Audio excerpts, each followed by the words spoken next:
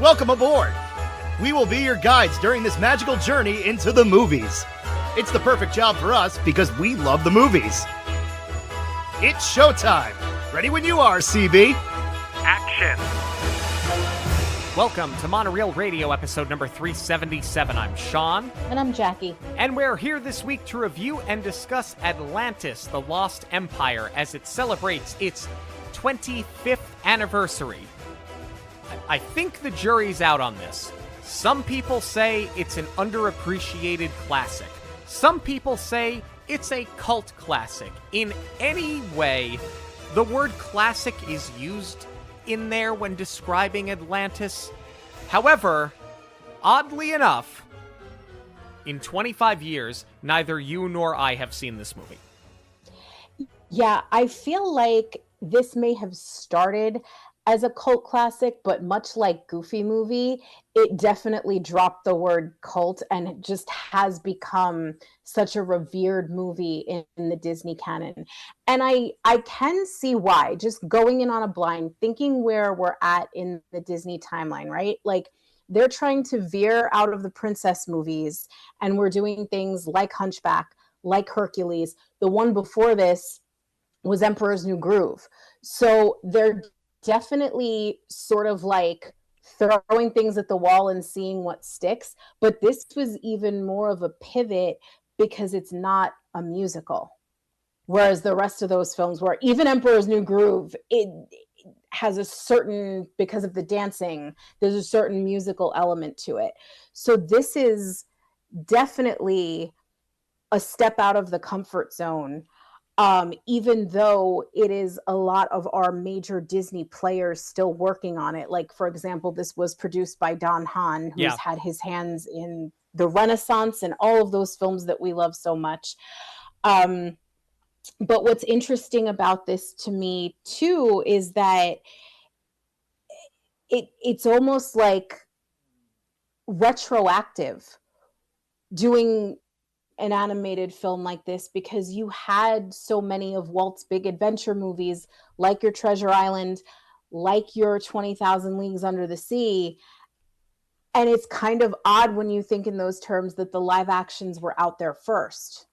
No, and you hit the nail right on the head, because when they talked about making this film, it was right off of Hunchback, and Don Hahn and Kirk Wise and a few other people at Disney had all gone out to lunch, and they were talking about what the next project was going to be, and they sort of waxed poetic about things like 20,000 Leagues Under the Sea and about Swiss Family Robinson, and how Disney had, you know, in its early forays into live action, had really leaned into doing these adventure movies. And they specifically said, we've got Fantasyland at Disneyland, we've got Adventureland in Disneyland, and yet we're kind of just doing fantasy movies. We haven't done anything for Adventureland in a while.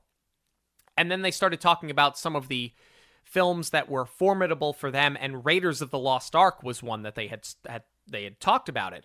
And that was sort of how the wheels got in motion for Atlantis. And by the time they were done with this lunch, like, they had kind of come up with this idea that this is what they were going to do.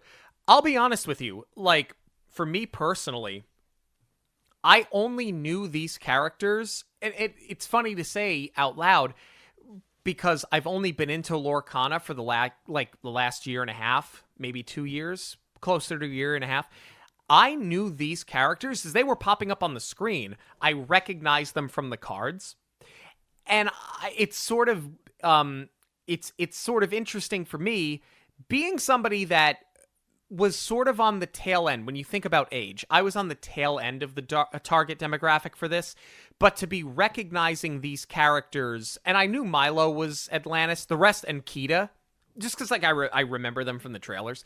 I didn't know about the rest of these characters at all. So sitting here as somebody that plays Lorcana, now watching this movie 25 years later, I have this weird connection where I'm now looking at this as, oh, these are the characters from these cards that I like to play in competition, and I had no idea who any of them were.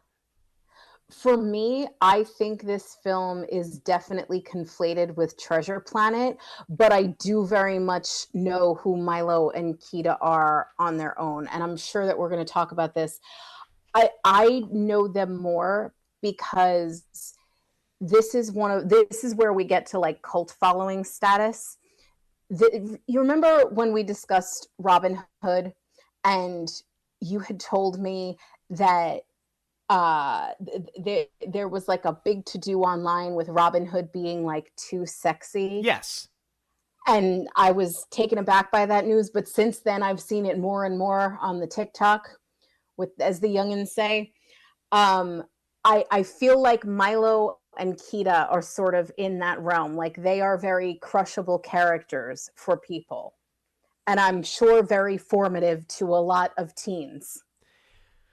Well, not where I thought this discussion would be going, much like when we talked about it with Robin Hood, and much like when we talked about Aladdin's father, but I have you to thank for that. But do these characters live up to the same controversial reputation? Was this film maybe one that was underappreciated at the time and should have been given a fairer shake? And where do we compare this with some of the other films that were coming out around the same time when it came to Disney? That, on top of many other things, is what we are here to discuss today. Daddy Gazim, you heard it here first. This episode is sponsored by Where in the Park. Our friends at Where in the Park make seek and find card games designed to play in the theme parks and turn your day into an interactive adventure. Game packs come with a deck of cards, each with an image on it that is hidden somewhere in the theming of the park, helping you to discover details you've probably walked past 100 times. Where in the Park game packs will spark curiosity, encourage connection, and make every visit to the park even more memorable. Visit monoreelradio.com and click on our affiliate link to purchase your game packs at a discount. It is 1914, and linguist Milo Thatch believes that he has cracked the code to find the lost city of Atlantis. However, his superiors at the Smithsonian Institution do not take him seriously and won't fund his expedition. That night, he is approached by Helga Sinclair, who was sent by her employer, Preston Whitmore, a millionaire, who wishes to find and fund a trip to Atlantis because, as it turns out, he knew Milo's grandfather and had been keeping the Shepherd's Journal, an ancient book rumored to show you to Atlantis, for safekeeping. With a crew already in place, Milo joins the team of engineers and archaeologists led by Lyle Tiberius Rourke and departs on the submarine Ulysses.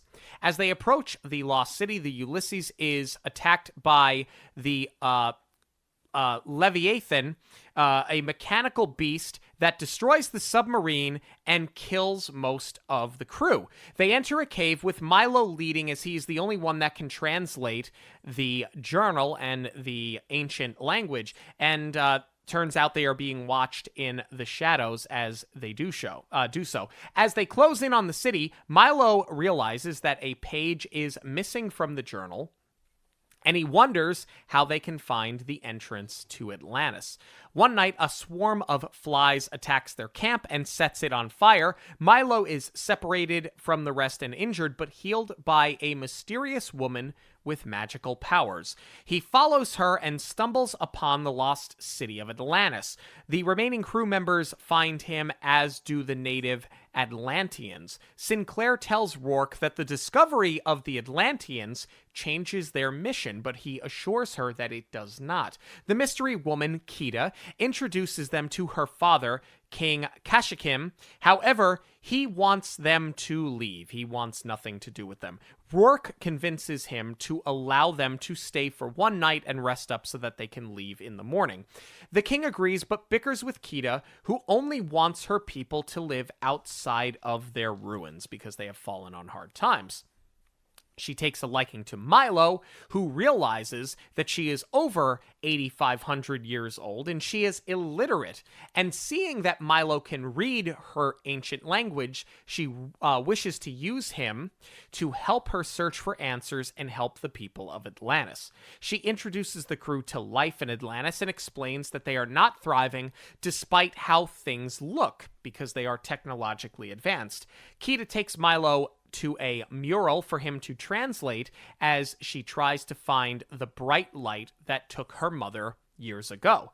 Milo realizes that it is the heart of Atlantis and is a power source that he initially wished to bring back to Washington, D.C., because he thought that he could help power the nation and bring them into the next century in terms of technology. And it's similar to the crystal that Kida wears around her neck. They return from the mural and see that the crew has turned against Milo to take the heart for themselves. Milo explains that if they remove the crystal, it will also remove the Atlantean life source, but Rourke and Sinclair only care about the money and the riches and the fame that'll come with the discovery, while the rest of the team starts to become put off by Rourke and his violence, specifically towards the king. Rourke finds the heart, and Kida sees that this is where the souls and the stones of kings past hover. They're all sort of together. She walks on water and is drawn into the heart. She returns as a deity, and the stones of the previous kings fall. The team captures her and locks her in a metal capsule. However, upon seeing the damage that it has done to Atlantis, the team turns on Rourke and Sinclair. Without Kida, and following Rourke's assault, the king appears on his deathbed and explains that Kida was chosen by the heart to protect the life source and the crystals, much like her mother was previously. He explains that he once wanted to use it for war and that it cannot be controlled, and that's why Atlantis sunk into the sea. He begs Milo to return Kida and the crystal to Atlantis, and then he passes away. Led by Milo, the crew and the Atlanteans pursue Rourke to return Kida and save Atlantis. They arrive and start to fight off Rourke and his remaining men. Sinclair is, as they assume, thrown to her death by Rourke, who seeks to cut her out of the deal, and he also needs to lighten the load of the hot air balloon that he is escaping in. However, she has survived the fall, and as he fights Milo, she shoots the hot air balloon, causing it to lose its altitude. Milo cuts Rourke with the crystal, causing Rourke to be overtaken by the heart and by the life source. Rourke is then destroyed by a propeller that is running on the hot air balloon and is broken into pieces. The dormant volcano that they were in comes to life and starts to erupt, so they rush to return Kida home and save the lost city. The volcano erupts as Milo releases Kida. She is able to bring the lost city back, restoring the heart of Atlantis and protecting it from the volcano as their gods and guardians come back to life. Kida is returned in Atlantean form, holding her mother's bracelet, and she sees that Atlantis is restored to its glory, and the crew is paid with treasure and crystals to take home. Milo decides to stay in Atlantis with Kida, who takes her rightful place as queen. I have to tell you, I love the introduction here. I think this is going to make for a very interesting conversation. I'm scared. I'm scared for what's about to happen. I don't know. I kind of had that feeling that you and I might not be on the same page with this one. This is about to get really interesting. Go ahead, please. I think the colors are vibrant. I do like the color palette that they picked for this film. I think that the animation, you can see where it's CGI against the hand-drawn. That does stand out a bit, and it's a little distracting, but with all of that being said, I can sort of appreciate what they were trying to do here, and I think they were still sort of living within their limitations when it came to the CGI. I didn't find it nearly as distracting here as I did for the entirety of something like Treasure Planet. I just thought that the pacing and the introduction to Atlantis was really, really good. I thought the action was great. Visually, I thought it was great. And I think it did a good job setting things up without showing you exactly what happened. Like, there was enough there that left me guessing throughout the runtime of the film. Okay. Usually there are certain things that I will agree with, and then like one or two that I'll disagree. I couldn't disagree more with everything that you just said, and don't even get me started on the pacing just yet. I liked the castle intro. And then this is something that like grieves me to say, actually. The animation kind of lost me on the get-go. Um, and it didn't pick me up for quite a while. To me, this opening read aliens, not like otherworldly retro future or deities. It read aliens. Um, and what I really disliked the most, I actually, oh, I don't even want to say it. I have the word hate written in my note. Yeah, I know.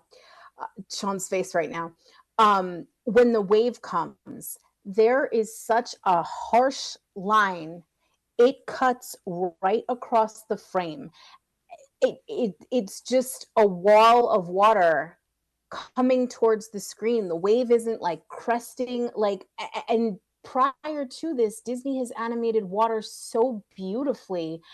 I just hate how it was just so harsh and not rounded out. To me, also, nothing about this background says thriving city to me, because there's hardly any details in it. And comparatively, what was most disappointing was I was like, this is from the people that gave us Hunchback. When Paris was painted so beautifully, and it was so rich with texture and the buildings and the height of everything. There was so much scope and scale in there, and I got absolutely none of that. I will say this, because I did a little bit of digging, because I don't want to just hate all over this because it's not my specific animation taste, and I there are things that I just gravitate towards more, and there are things that I like better, and things that I think Disney has done more beautifully. This was very intentional. The directors had based the design on a style of a comic book artist, Mike Mignola, who I think did, it was either Hellraiser or Hellboy, and he actually served as an artistic consultant on this film. So I think you see that in a lot of the character design and how they're more angular. But when it comes to the set and the backgrounds, to me, this just looks like the Disney afternoon. And that's not a dig at the Disney afternoon, because to do it in a half-hour format for a weekly episodic series is totally different, and you have to have that fast turnover. Stylistically, it just doesn't work for me for a feature film, and especially one like this, where it's not just an adventure flick.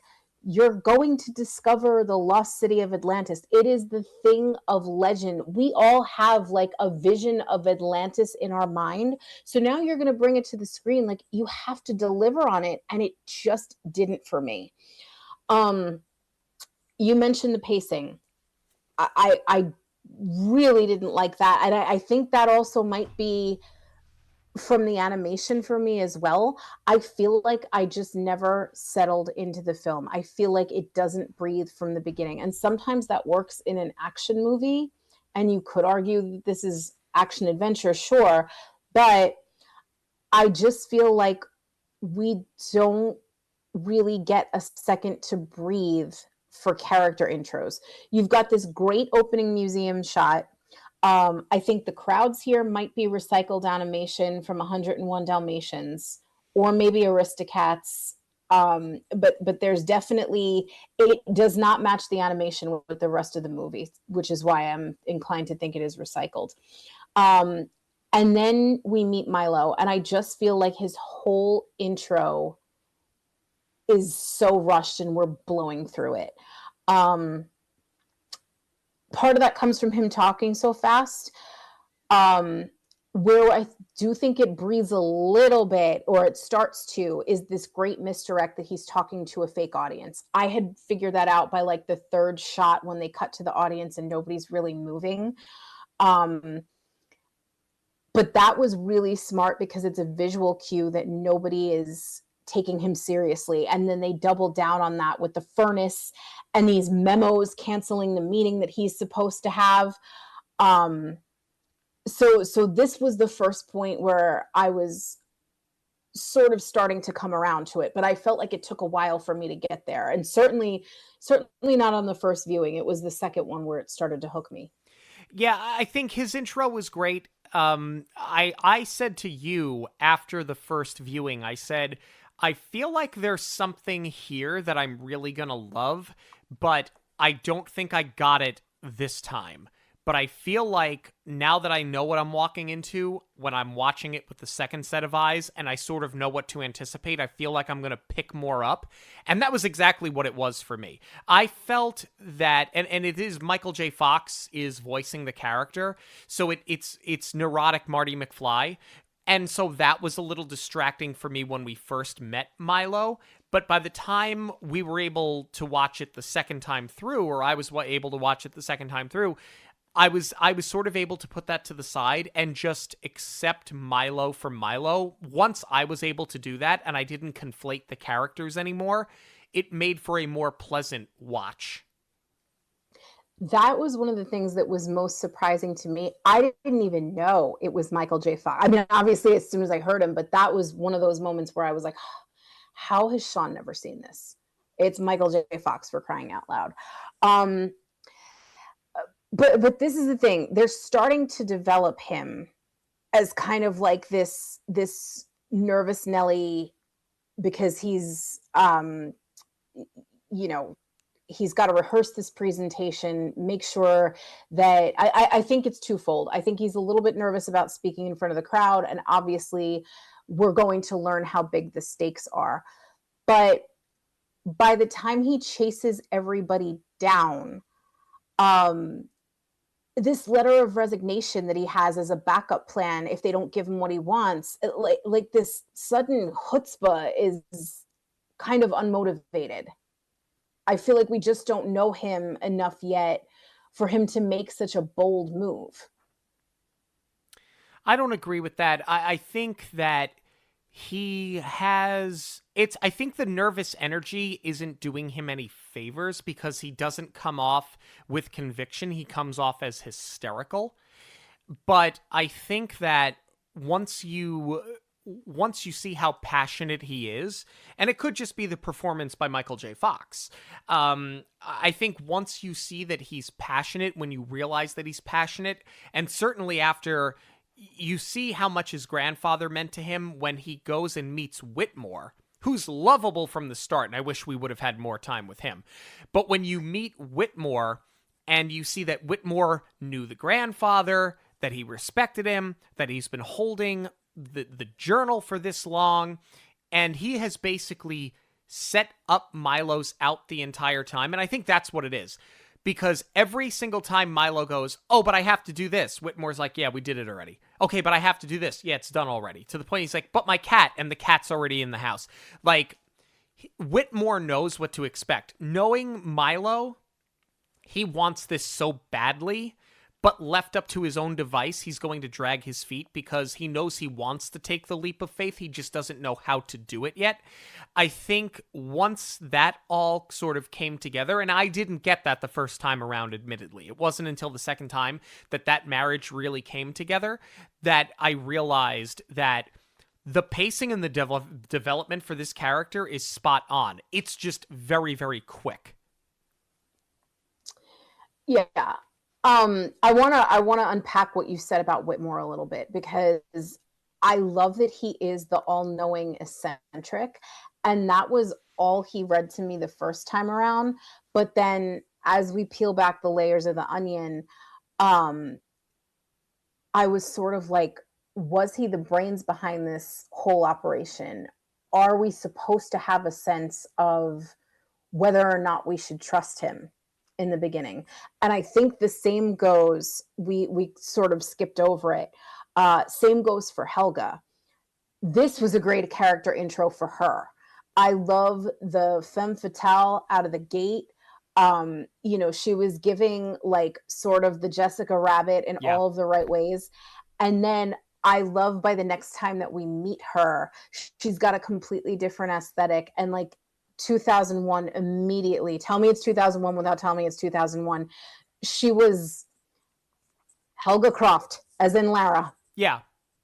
Yeah, I mean, Helga Croft is what was in my mind. Well, what they had said when they started to develop the aesthetic for these characters, Don Hahn had specifically called them sweaty characters in tank tops.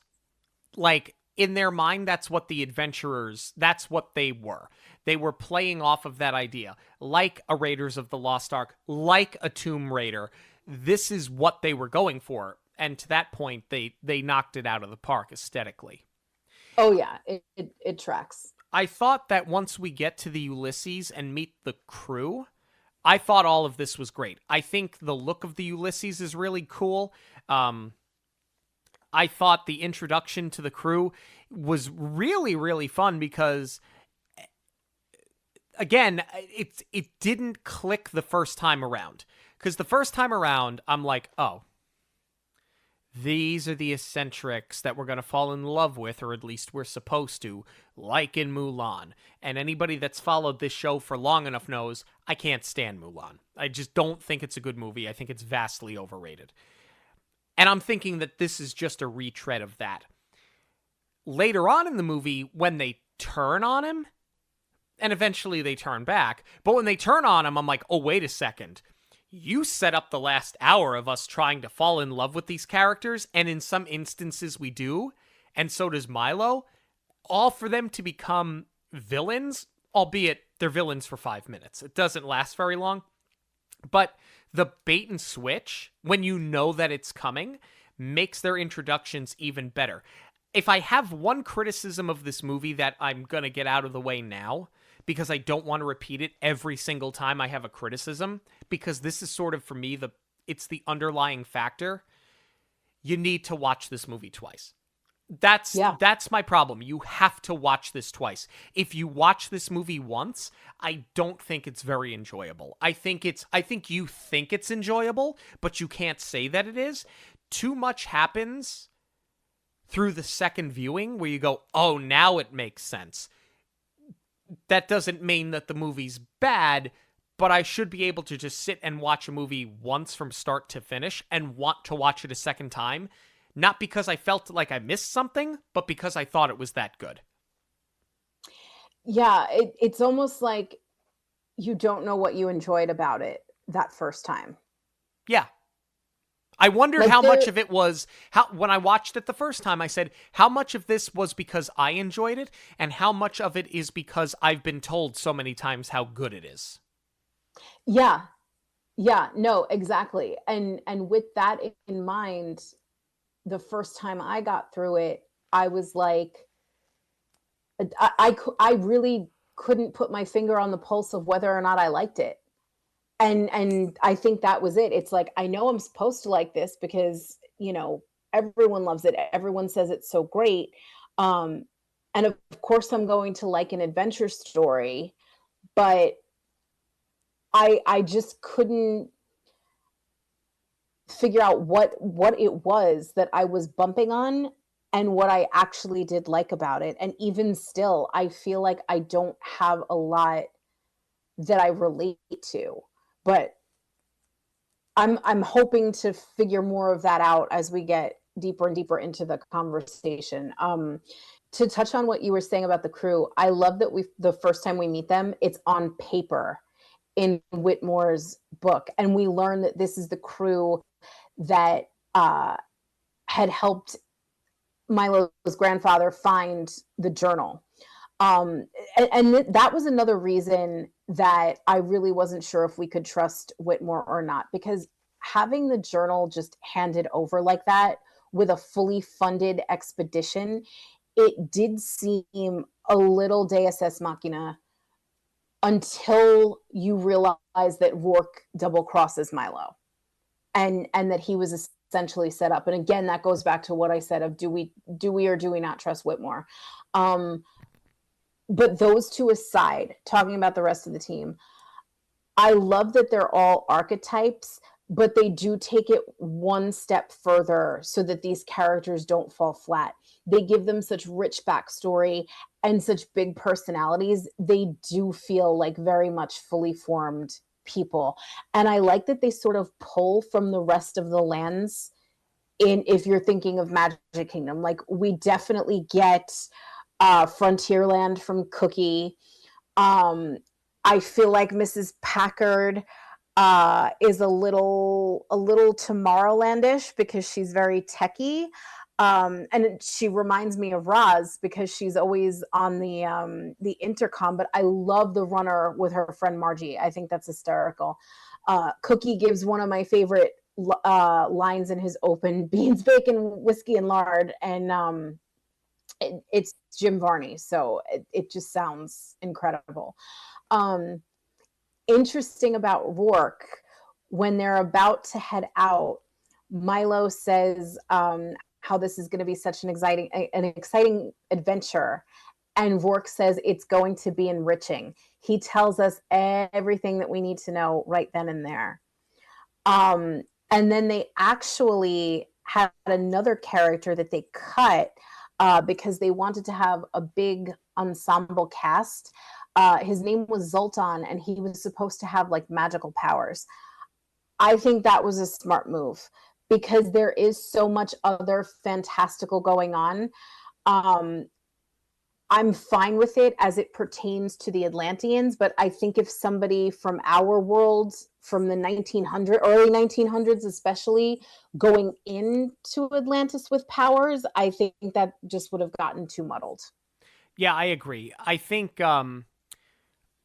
what stood out to me, and it stood out to me both times I watched this movie, and it's something that I really love anytime I see a film of this ilk. And when they talk about trying to do, as they put it, make them the way they don't, they say they don't make movies like they used to, so let's make a movie like they used to.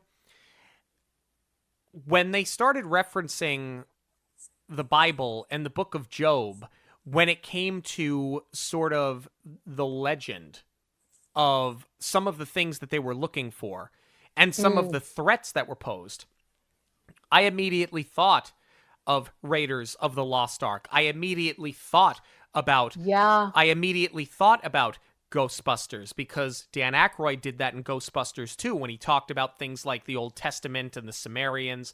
What you do is and it's so well done, any movie that does this, when you take something of fiction, but you root it in reality, and you're using historical texts to build something that's incredibly believable, and you're taking the lore and the fantastical and making it something that's real, these are the kind of things that I really, really love. These are the movies that really tug at my heartstrings, and maybe because a movie like Raiders is something that I grew up with, a movie, watching something as a kid, like A Swiss Family, like a 20,000 Leagues, although not movies I went back to very often, but things that I had seen as a kid.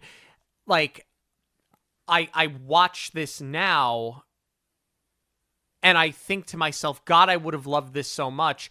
And immediately it just strikes a chord with me. Like, this is totally my bag when it comes to doing these historical, like, adventure films.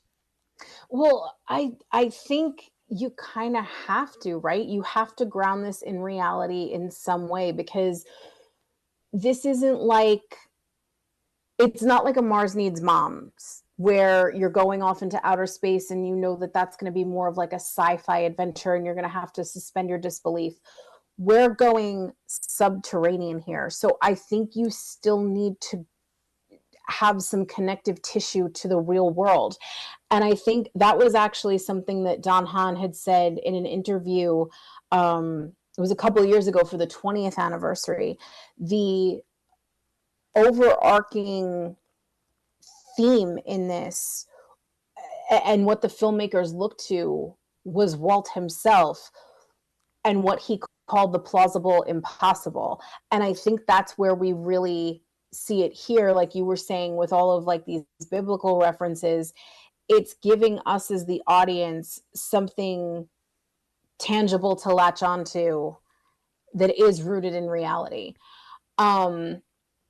So speaking of subterranean, this was sort of like the interesting thing for me. I always thought of Atlanta, and maybe this is just me like conflating it in my brain. I always thought of it as more like an aquatica. So this submarine totally made sense, but it it was interesting that eventually they're going to hit dry land down there. But I want to talk about the sub itself before we get to that. Uh, what do you think of the design here? Do you think it is an homage to the Nautilus, or do we think it's a ripoff? Because I know that 20,000 Leagues Under the Sea was a huge reference for the filmmakers. It's an homage. I don't think it looks enough like the Nautilus. The Nautilus to me looked more like a fish. This looked more like a Zeppelin that just kind of went into the water. I thought that aesthetically it was cool. I thought for the amount of people that they were taking on this expedition, for the amount of equipment they were taking, it makes sense.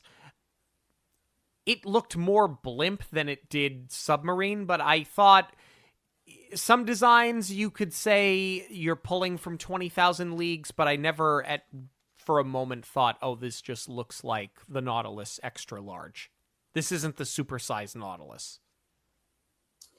The thing that I really bump on in this scene more than anything else is that Milo says there are ships here from every era. Can we please see them? You do see them. You see them on the bottom of the floor, but they're not detailed at all. I thought they were detailed just fine. No, I thought that they were blurry and they were just there to do the ship graveyard and shown how many people tried to attempt this journey before. But especially that you call it out with dialogue, like, let us see the difference. You see that there are many ships. You just can't tell what one is from the next. That's all I wanted to see, is a little bit more, like it should have looked like Pirates of the Caribbean when, they have all of the pirate lords come together.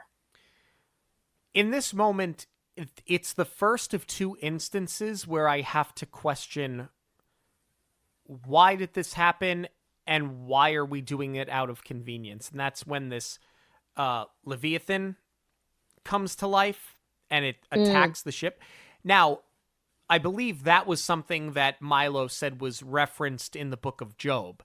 And he's talking about it being, an ancient creature that would attack ships.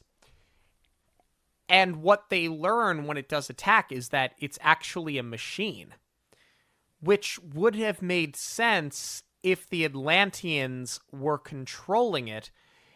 They don't say that they are, but they don't say that they're not.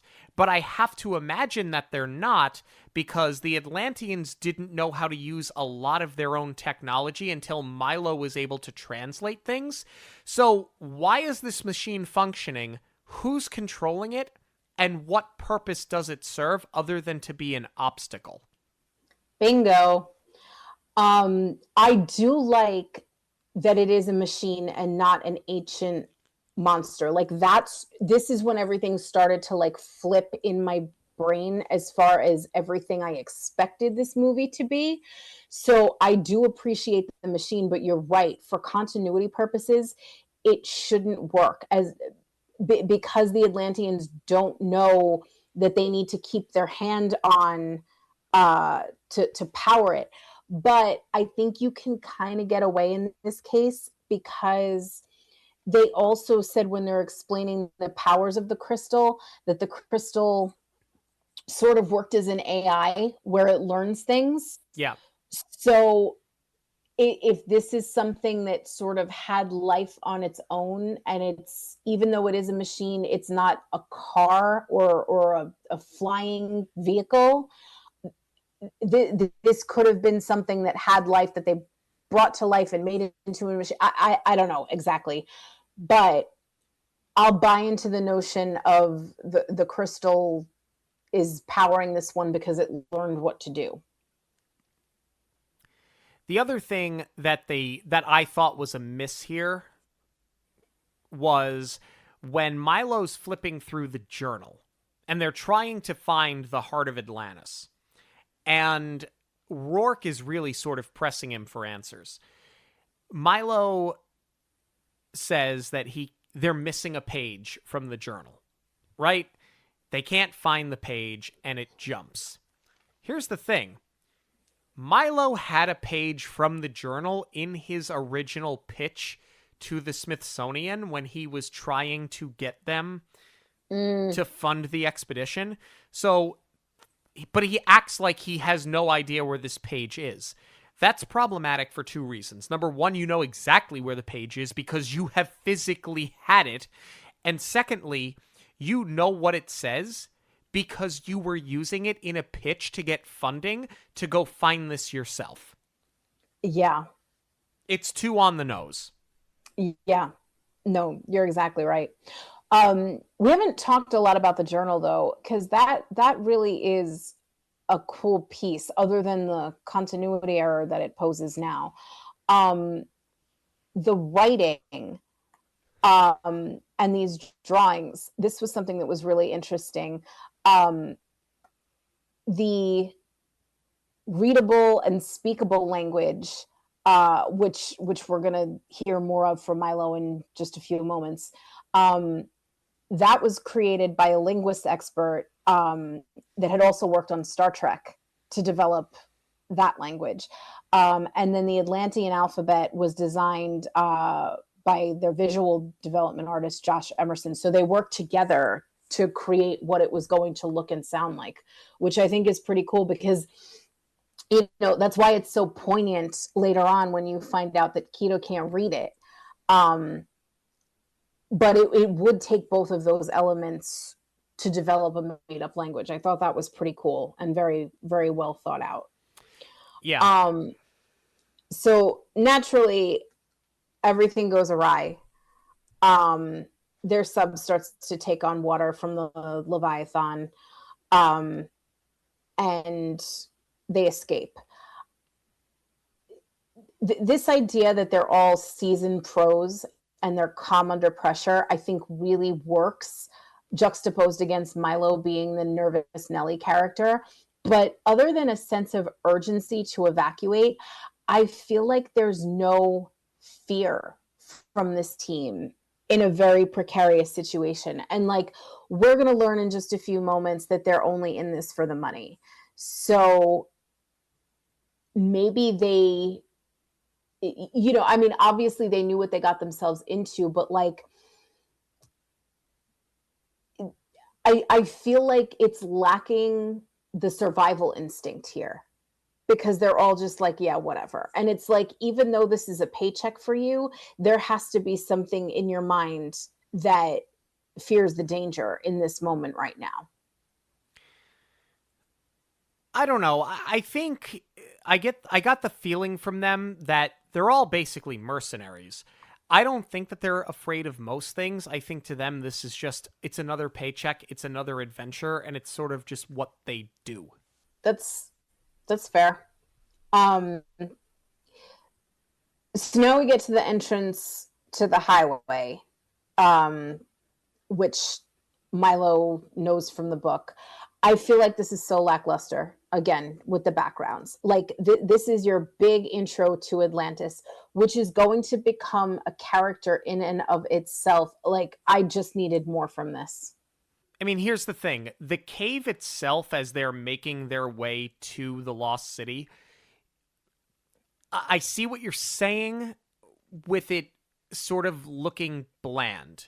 But I think because the entrance to the cave is so far away from the life source, and we know that the further you get from the life source, the more things start to die off, and because the city had been destroyed, the fact that it doesn't have a lot of color, it doesn't have a lot of beauty, it doesn't have a lot of detail, I think for the setup and for the story that they're telling and for the setting that they're putting us in, I don't think it's so much that they didn't do a good job or that they cheaped out on the animation. I think for this story, for this adventure, for where we are at this point, I think that was just an artistic decision.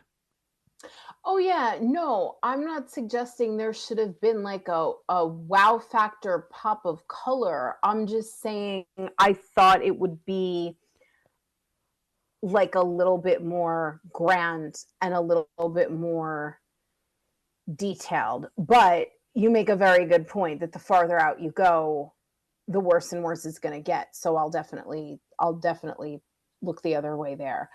I really like how they animated this with the book on the top of the screen, or the journey was on the top and the book was on the bottom.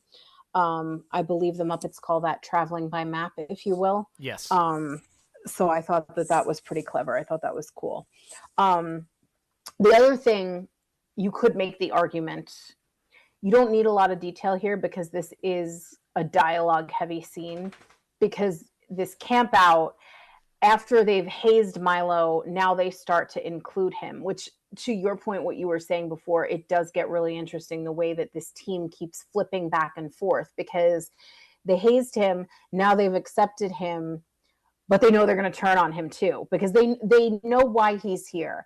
I mean, you could argue that all they're doing is carrying out Rourke's orders, but and maybe they don't know exactly what's going to happen at this point, because they don't know that there are a people still inhabiting this place. Yeah. So they don't necessarily know how bad that things are going to get, but I'm sure that they do know Milo is being left out of the loop.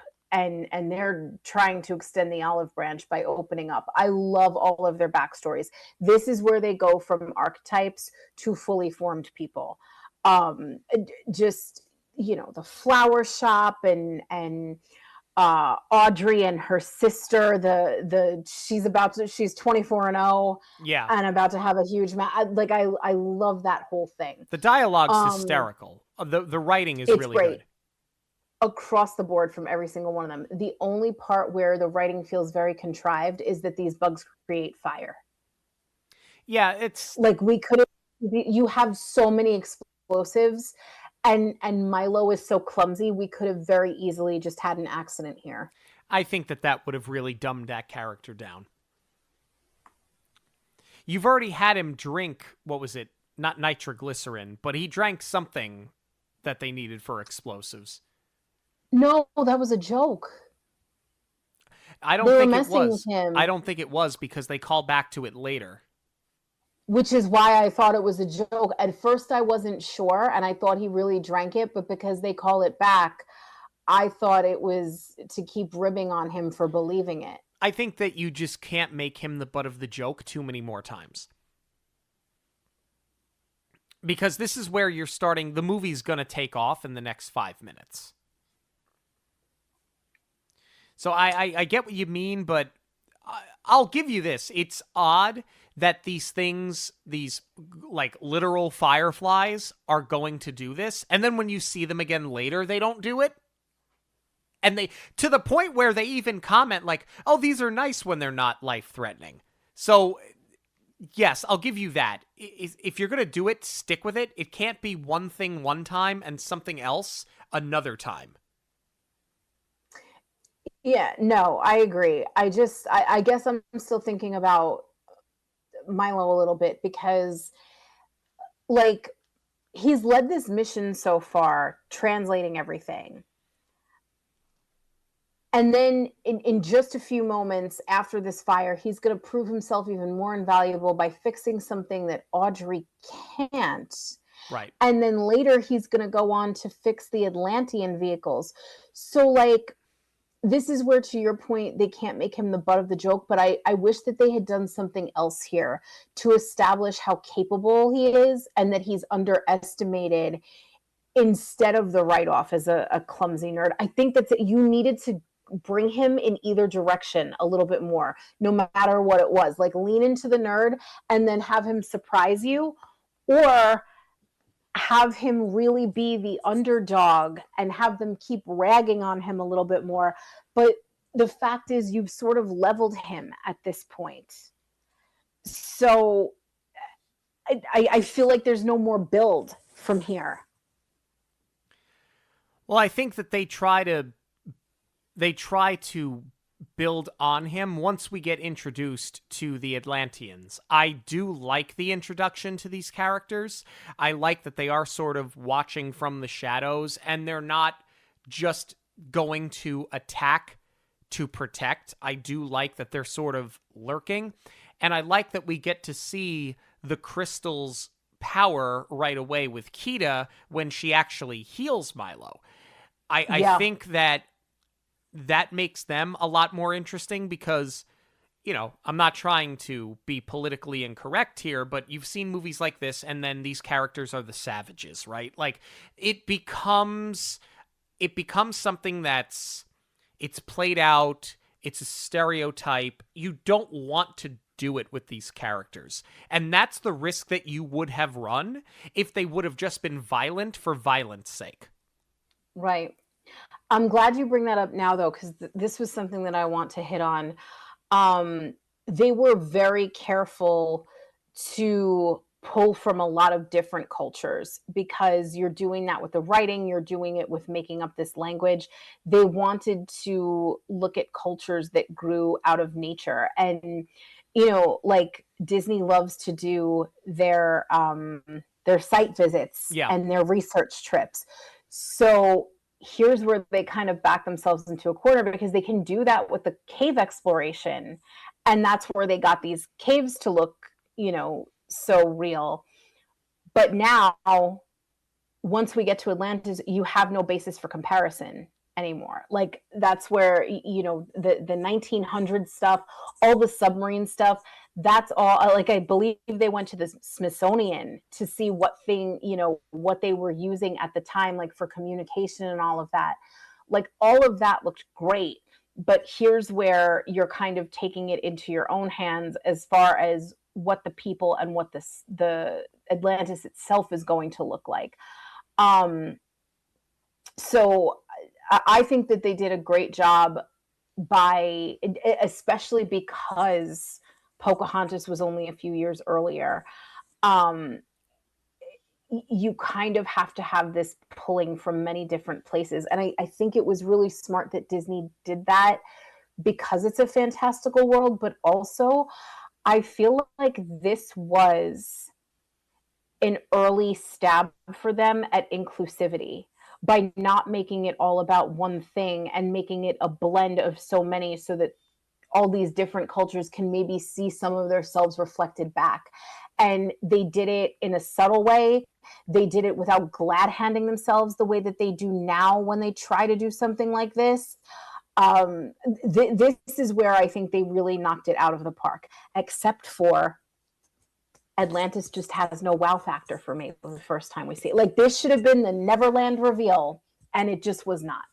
Well, I think because it has fallen into disrepair, and because we're about to learn how valuable that life source is, and how they don't know how to get back there, that's why I'm fine that it lacks the wow factor, because I think it's still a beautiful set. It just leaves a lot to be desired. And I think that that's important because when it comes to Milo's character, sort of tagging on to what you're saying and adding on to what I said before, Milo's not white man brings fire, right?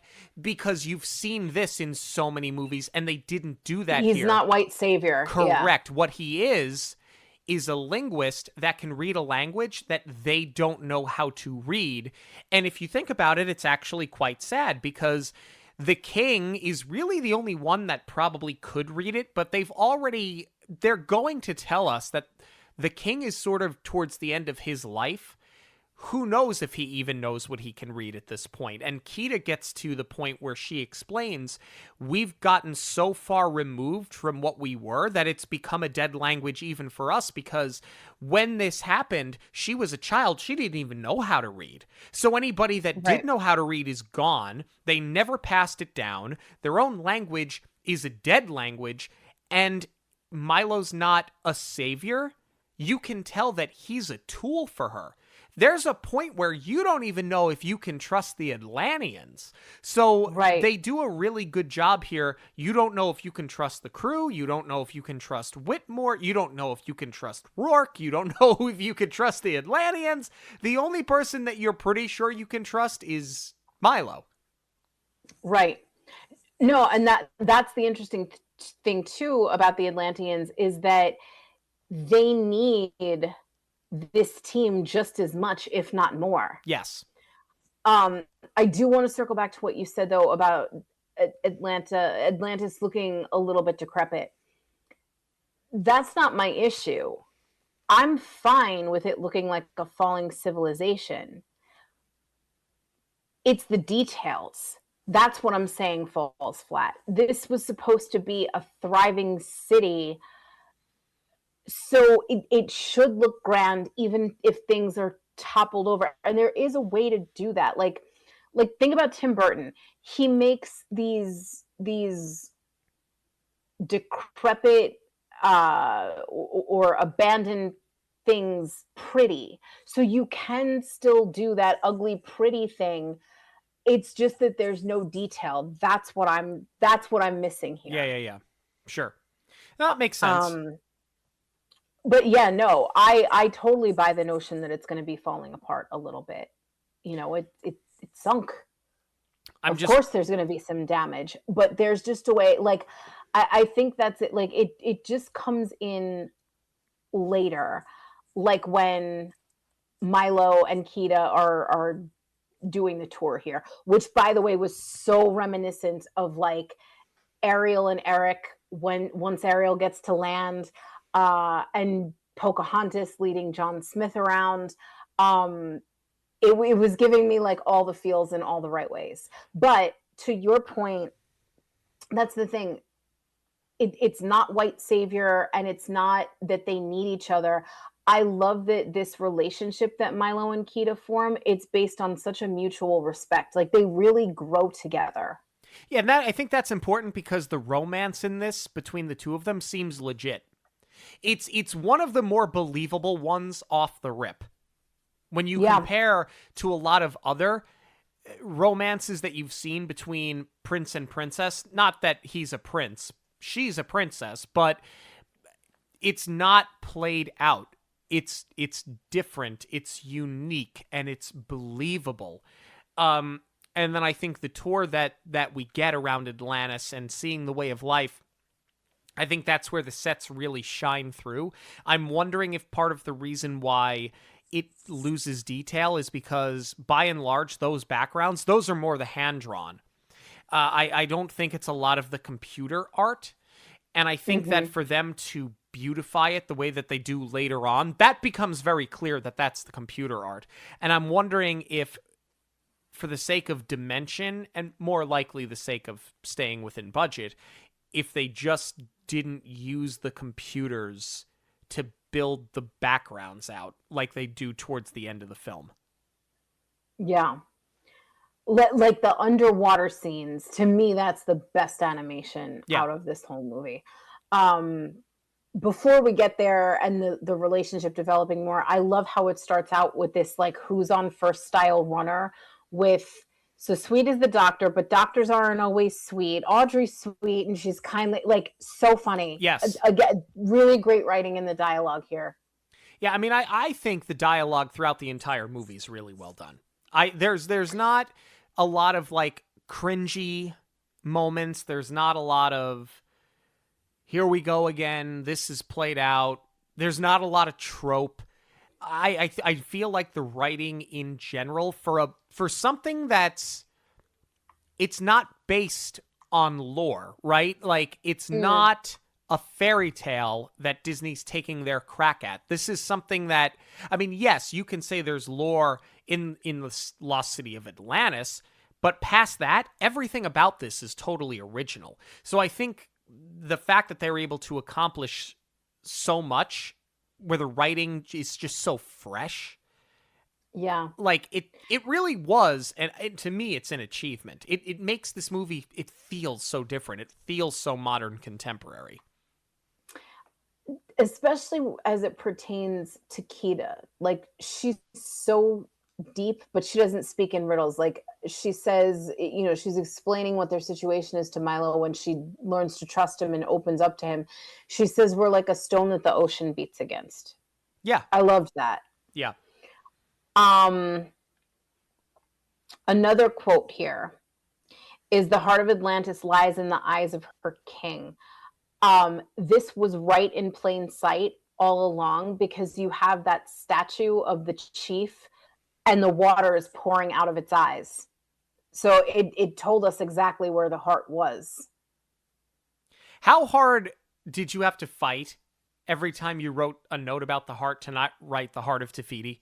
How hard did you have to fight? I had to fight really hard not to write the heart of Te Fiti every single time. It was actually Heart of the Ocean. Oh, yeah. We're in Atlantis. Which is funny, because when we did Moana, I didn't do that once, but I think because my head is just like in the water here, it was Heart of the Ocean.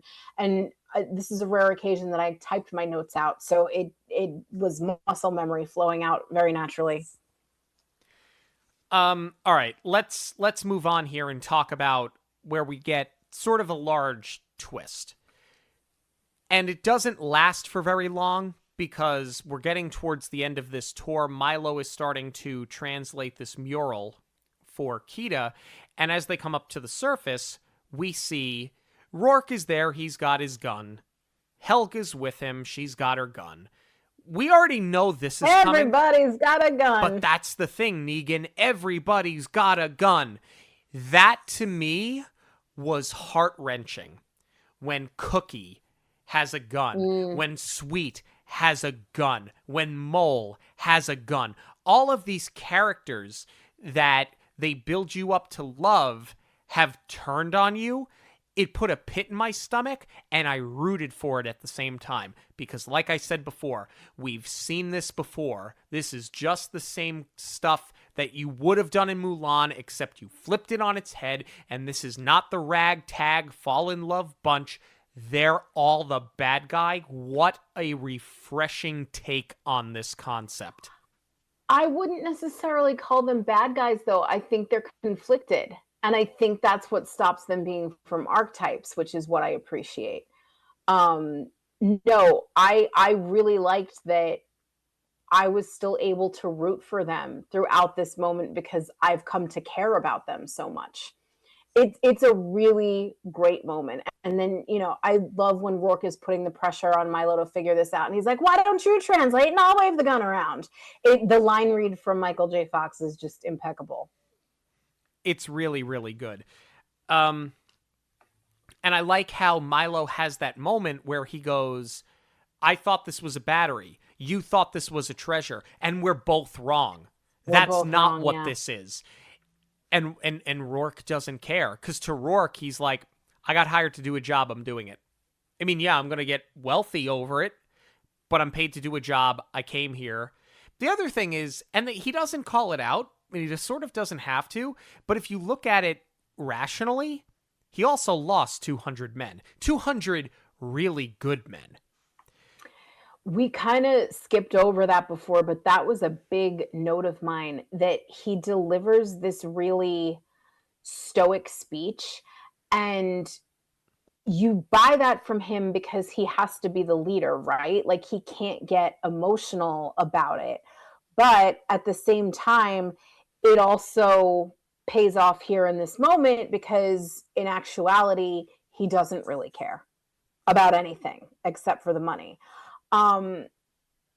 What you just said, though, is interesting, is that he's just carrying out orders because this is what he was hired to do. Is this what he was hired to do, though? Because I doubt Whitmore knows about all it. He does not know that there are people. Right. We know that for sure. But was this part of Whitmore's grand design, or is Rourke double-crossing him as well? No, I think the idea was, they're going to go down, they're going to find artifacts, they're going to bring it back, they're going to prove the existence of the Lost City. It vindicates Whitmore, it vindicates Milo's grandfather, it gives Milo the credit that he deserves from having continued to do this, and it gives them the opportunity to lord it over everybody's head. So I don't think that Rourke was ever going to double cross Whitmore. I think that Whitmore paid him to do it, and he was going to do it come hell or high water. I think the fact that the people were there, and the fact that he's like, yeah, well, our mission doesn't change, we're still doing this, I think that's the important part. Yeah, and he did say, I'll ask for more. Right. Well, that was Sinclair said, we're going to ask for more. Yeah. And I love that, even though she is, because she's not really the right hand. Like, you can tell that Rourke doesn't take her seriously just because she's a woman. But I love that she doesn't just sit back and take it from anyone. Really, all of the women here, like, I mean, that's the thing. They did a really great job of the balance of power with this crew.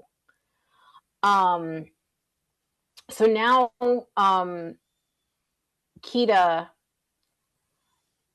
I'm calling it Kida's sacrifice, because I think she sort of knows what she needs to do, but we don't know that she's going to be okay. And I don't think that she does either in this moment. I think that this is some of the best animation in this film. As she's lifting up, that's either recycled animation from either Ariel or Beauty and the Beast. Either when Ariel's got her legs for the first time, or the Beast is transforming into a human. There's a very specific arc of the back that Disney does, and I think that may be recycled.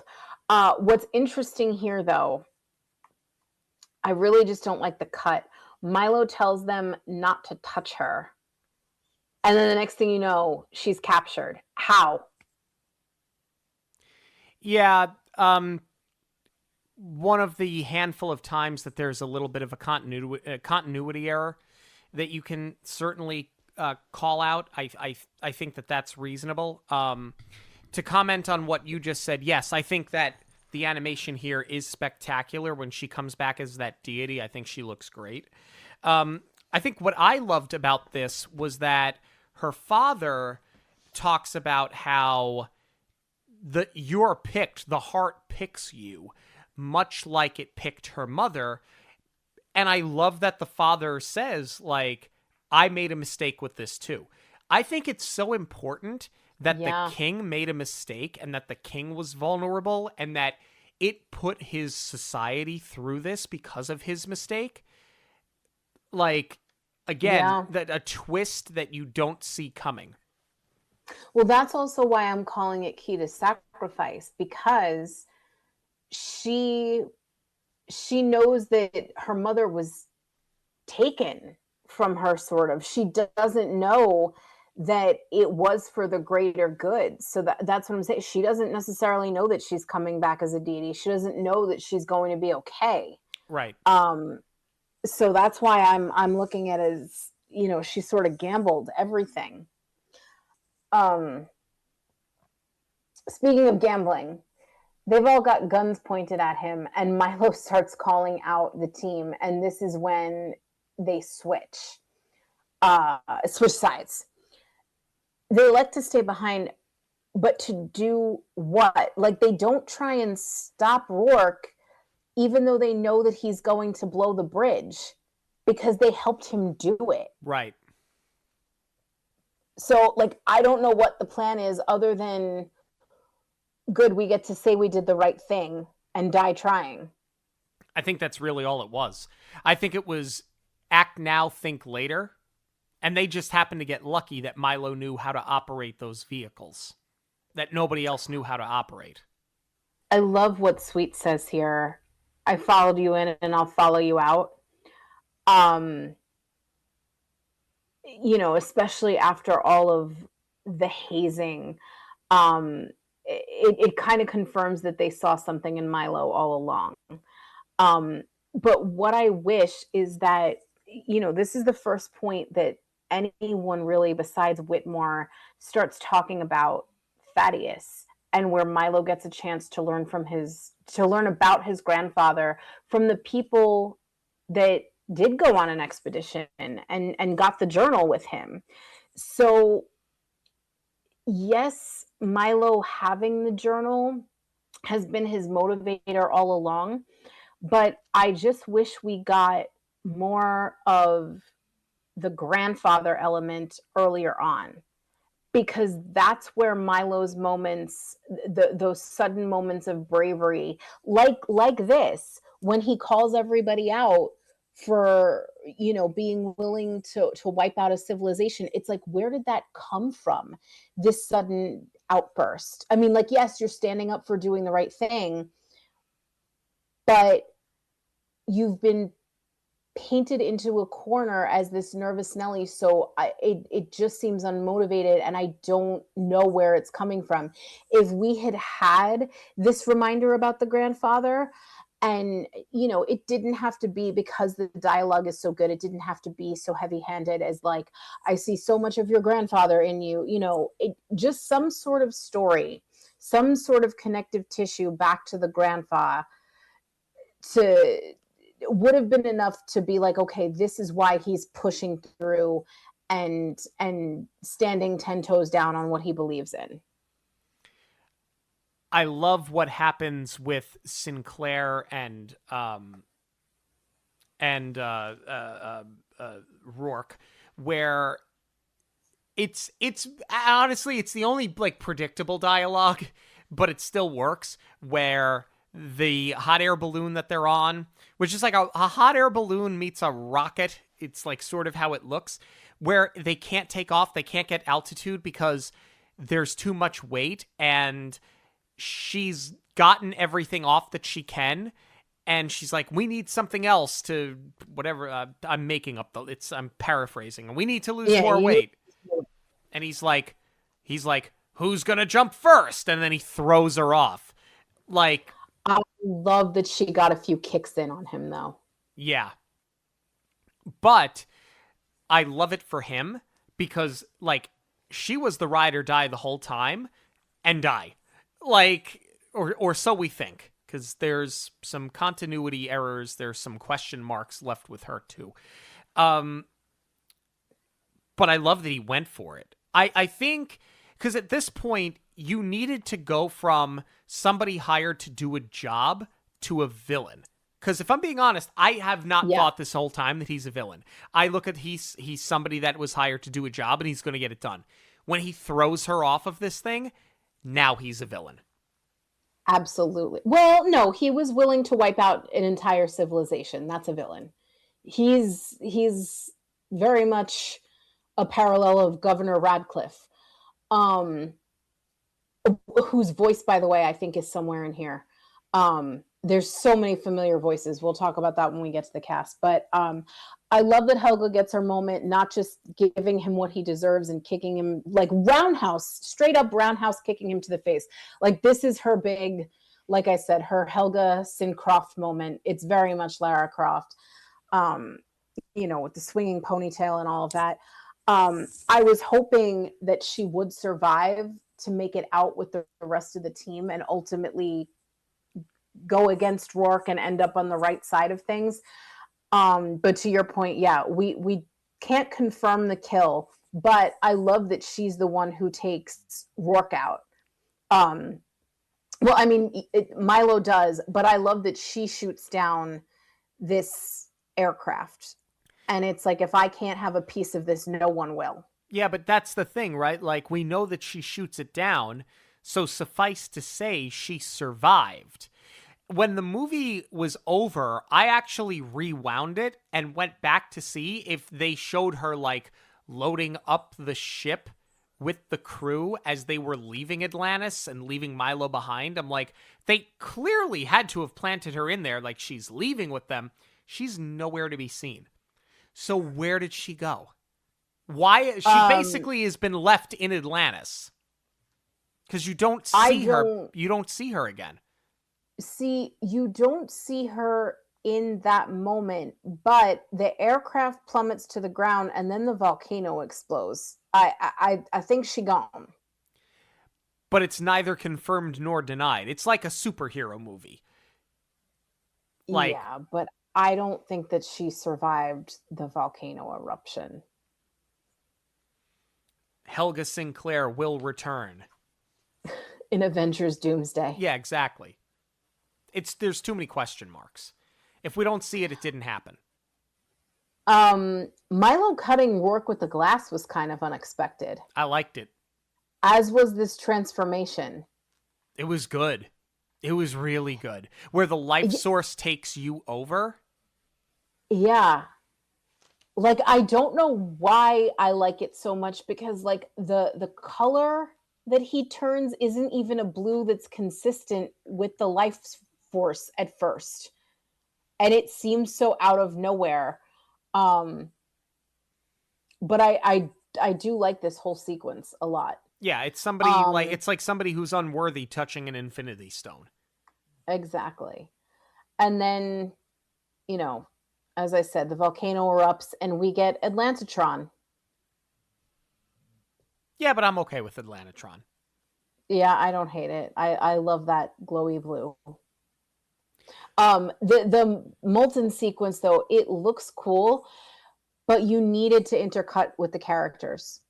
All we get are wides of Atlantis being covered, and this starts to drag a little bit. You need to check in with the mains at this point. Frankly, I thought that they were going to leave it like that. In other words, like, Atlantis is good. Yeah. But now we're gonna hide in plain sight like a Wakanda. It's amazing how many times in the last minute and a half I've been able to reference Marvel. But I honestly thought that that's what they were gonna do. Like, oh, we can hide here now. Same. I really like that Milo elects to stay behind, not because of the girl, but because he's thriving here. Yeah. Oh, and he can help them. There's a greater good here. I mean, yeah, he gets the girl, but it's more to the point that he can help them thrive as a civilization.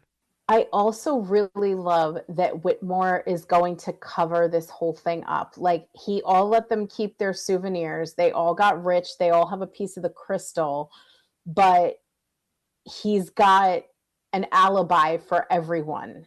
You know, Helga, Milo, they went missing. But it just sort of begs the question, did he know what Rourke was doing all along? And was he in this for the right reasons? Was he truly trying to settle the debt with Thaddeus? Or, you know, is this just him rolling with the punches? Although I do think you sort of get confirmation in that because Milo gave him a crystal. That leads me to believe he didn't know anything shady was going on. Let's talk about our cast, starting with Michael J. Fox, who voices Milo Thatch. I wasn't sure at first, as much as I love Michael J. Fox, but by the time I got through the second run of the movie, I'm firmly convinced he was absolutely perfect for the role.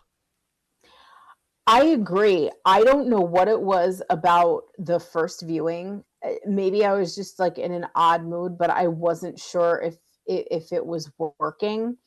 But I just think he nailed it. Specifically, my favorite part is when they go swimming, and he's like, "Pretty girl, pretty good, pretty girl." Yeah, so funny.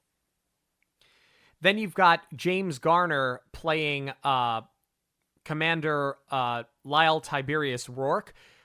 I'm not going to lie, I didn't know it was James Garner until I looked up the cast list because James Garner sounds so much like Gene Hackman. I thought the whole time I was watching the movie it was Gene Hackman. Yeah. He's great. Like, it's a very, I think it's a very difficult thing to give a stoic performance when it's just the voice. But he does. He's so even keel the entire time. And that's where, you know, it's like what you were saying earlier. It kind of takes a while for the official villain to show up to the party. Cree Summer plays Kida. I mean, her performance is outstanding. I felt that this was one of the more interesting princesses that we've seen in quite some time. I'd go so far as to say she was the most interesting one we had seen since Jasmine. and I don't think we had one quite as interesting for quite some time after. She is absolutely incredible. What was really remarkable to me, because I recognize the voice from something, but millennials of a certain age will recognize her best as the voice of Susie Carmichael. And once you learn that, you really do hear it in her. I think it's an incredible vocal performance, because she's giving like the slight accent, but it's so neutral. It's not an accent unlike anything that you've heard before. She's got so much strength, and I love the character design. She's a smoke show. She just is. You've got Claudia Christian as Helga Sinclair. I think you said it earlier, femme fatale, perfect. The draw on her was great. The performance was great. We could have stood to have a little bit more time with her, but the time that we did have with her, I thought they made the most of the screen time. Agreed. I wanted more of her. I thought she was so like, I wanted to know how she got involved in the first place. I wanted her backstory more than anything else. Yeah, I wish she had a little bit more screen time for sure. Don Novello plays Vinny, who loves his dynamite. This character was hysterical. Every time he spoke, it was priceless. Great comic relief, and I recognize that voice immediately. It's uncanny. He's not had a lot of roles, but the one that stands out to me, do you remember in Casper, when the priest goes to bless the house and he's like, piece of cake, piece of crumb cake? No. Did you not watch Casper as often as I did? I watched it Probably once. Not. I watched it once. I thought it was dumb. My favorite part was the Dan Aykroyd cameo, and I never watched it again. It's right before the Dan Aykroyd cameo, actually. No, but I was pretty proud of myself because I recognized that immediately without having to look it up. But yeah, this character should get recognized more in the Disney canon and regular conversation. He's so fantastic. Phil Morris plays Dr. Joshua Sweet. I really loved this character. I love the backstory that they gave him. That his father was in the military and fell in love with a Native American. I thought that it was such an interesting backstory for this character. He was the one that hurt the most when we thought that they were turning on him. This was the one that hurt the most. This character's fantastic. Again, I wish we had more of him, because he's so interesting. The backstory is so interesting. And you know, that is it. He's a gentle giant. I absolutely love that. I wish we just would have, like I said, had one more story or one more anecdote about Thaddeus through him. You've got Jacqueline Oberdors as Aubrey Ramirez. She's just a fun spark plug of a character. But she serves a bigger purpose. This character has more heart than you think she's going to have, and I thought that to have her in here was a perfect add to the ensemble. I absolutely love her. I think because I feel like her live action counterpart is Gypsy from Gilmore Girls, the mechanic. So I think that's kind of what drew me in immediately, but I love her in and of herself, because you're right, she's so spunky, she's such a spitfire. I love the character design too. Yeah. Corey Burton plays Mole. Mole is very funny. He's literally just there for comic relief. I mean, yes and no. You do need somebody who knows how to dig. He's like the Steve Buscemi going up into space in Armageddon. He knows how to dig. Those are the requirements. Jim Varney plays Cookie. Jim Varney is good in everything, so Jim Varney is good in this. What else can I tell you? Although I did think it was Larry the Cable Guy at first.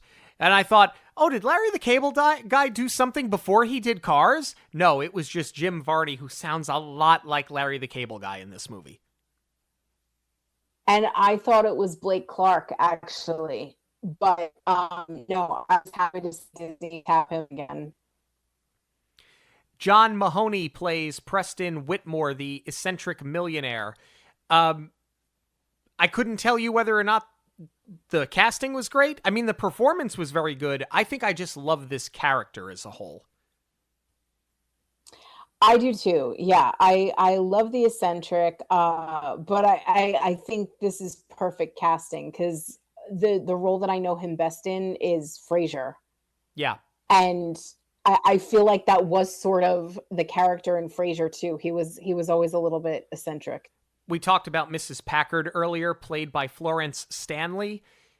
She's grandma in Dinosaurs. It's hurling day. This, as soon as she started to speak, I went, I know exactly who this is, and she became one of my favorite characters in the movie. Okay, so she is one of my favorite characters in the Disney canon, period. She was like the surprise find, the way that Gribble was for us in Mars Needs Mom. Like, we don't talk about her enough. Like, just the fact that she's a woman in this position and a woman who they've clearly aged up. That was all deliberate. Like, this woman is a seasoned veteran. I want the whole spin-off film about her. Please and thank you. Leonard Nimoy plays the king, Kashyyykim. I love that they got Leonard Nimoy in this movie. I thought his performance was really good. I had no idea that it was him. I had absolutely no idea that it was him. Yeah, I mean, like, I think you have to, right? When you're talking about making up a language and everything, you have to have some sort of tie-in. So that was great. Yeah, I admittedly didn't realize that until I was looking through IMDb. But yeah, no, that's definitely a fun casting choice. Yeah, final thoughts on Atlantis, The Lost Empire. I'll go first.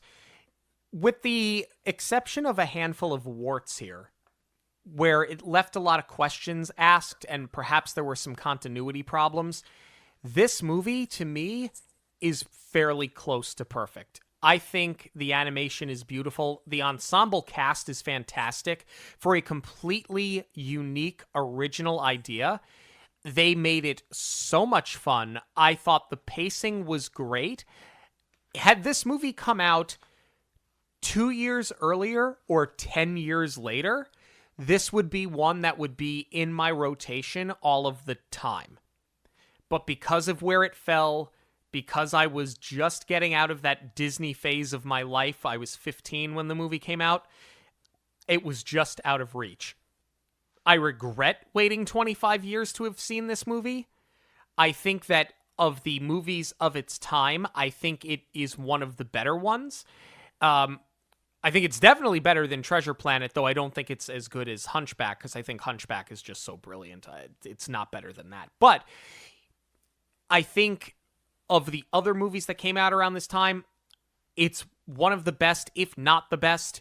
I think that the characters here, the romance in it makes sense. I don't think it's quite as controversial. Kita's wearing a bathing suit, basically. That's what makes it controversial. But I don't think it's as bad as Robin Hood, but certainly I think that they are a very convincing couple. This is one I will go back and watch over and over again. I certainly like it more now after talking through it, but I think I like the parts more than I like the whole. And I think a lot of that is because we've already had the live action versions of this movie in the Treasure Island, in the Swiss Family Robinson, in the 20,000 Leagues. And because you and I appreciate those films so much and Walt's hand in most of them, I think that's why I struggle with putting it in that same caliber. I think the bar is just set impossibly high, and you really needed to swing bigger on the animation for this one, for me at least. But I did like it. I think what really puts it over the top is the ensemble cast. But that shouldn't be the only thing that stands out in this epic adventure. But I will continue to rewatch it because I do think it's good enough, and I'm hoping to get more out of it with more viewings. We're interested in knowing what you have to say about Atlantis. You can let us know on all forms of social media at Monoreel Radio, or you can shoot us an email, monoreelradio@gmail.com. News of the week is coming up, but first, a quick break. One of the concepts that has always drawn me to Disney is the idea that storytelling goes hand in hand with travel. So besides my admiration for Walt as a film producer, studio head, and overall visionary, I continue to draw inspiration from him in another area, as a vacation planner. I've been working as a travel advisor since 2018, helping couples, families, and even solo travelers plan their dream vacations. So whether it's a Disney destination, cruise, relaxing beach getaway, or somewhere more adventurous, I love to help people experience new places that inspire curiosity and, most importantly, allow time to recharge and reconnect with those who mean most. My assistance as a travel advisor is complimentary, and I will take care of all the details so you can focus on the fun. It's vacation, so you shouldn't be stressed. I'm with you every step along the way from booking to bon voyage. So if you're ready to take that trip, visit monoreelradio.com/travel. Fill out the contact form, and I'll be in touch to schedule a consultation so we can plan your perfect vacation. We got a new poster and a teaser trailer for Disney Pixar's Gato, which is coming to theaters March 5th of next year. I have been waiting for this one, and I think the little snippet that they released for the promo was so smart. It's just enough to get the full picture of what this is going to be.